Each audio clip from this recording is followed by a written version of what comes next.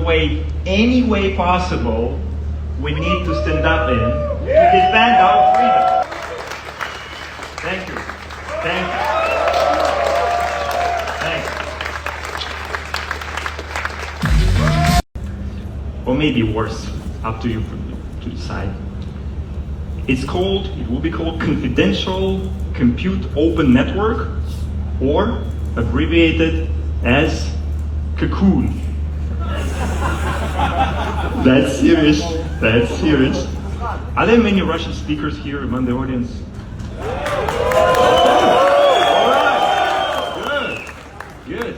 We're gonna have a good meme competition for this one. I'm even afraid to imagine how you guys would read a cocoon in Russian. Will it be cocoon?